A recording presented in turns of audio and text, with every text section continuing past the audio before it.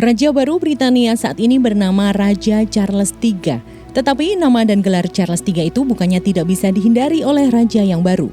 Seperti laporan Associated Press pada Sabtu 10 September 2022, Charles Philip Arthur George bisa saja memilih nama kerajaan lain ketika dia naik tahta setelah Ratu Elizabeth meninggal pada hari Kamis 8 September 2022 lalu. Sementara Ratu menggunakan nama depannya Elizabeth, ayahnya Raja George VI bernama Albert Frederick Arthur George dan dipanggil Bertie oleh teman dan keluarga.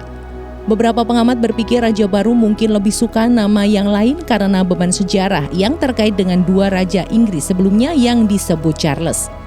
Namun ternyata Pangeran Charles memilih gelar Raja Charles III. Diketahui sebelumnya ada Raja Charles I dan II.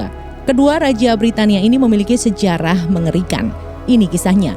Raja Charles I adalah satu-satunya penguasa Britania yang pemerintahannya menyebabkan revolusi dan penghapusan sementara sistem monarki di Inggris. Dia naik tahta tahun 1625 dan pemerintahannya menyebabkan perebutan kekuasaan yang berkembang antara mahkota atau tahta kerajaan dan parlemen yang berusaha membatasi kekuasaan raja. Setelah raja berusaha menangkap anggota parlemen di House of Commons pada tahun 1642, permusuhan meletus menjadi Perang Saudara Britania yang berakhir dengan kemenangan bagi pasukan parlemen di bawah komando Oliver Cromwell.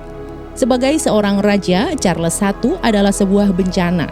Namun sebagai seorang pria, dia menghadapi kematiannya dengan keberanian dan martabat.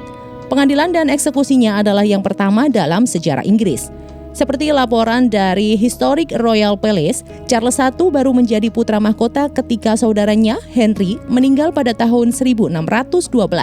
Penolakannya yang keras kepala untuk kompromi dan berbagi kekuasaan akhirnya memicu perang saudara di Inggris.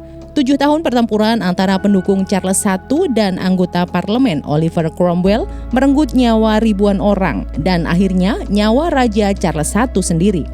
Charles dihukum atas tuduhan pengkhianatan dan dieksekusi pada 30 Januari 1649 di luar gedung perjamuan di Whitehall.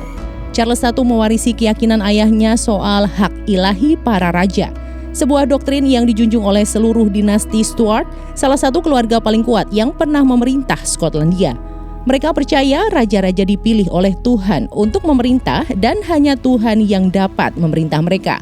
Namun terlepas dari banyak kesempatan, Charles I menolak untuk bertobat dan mencari perdamaian dan jalan tengah. Dia dengan keras kepala menolak menerima kekalahan dan tunduk pada otoritas republik.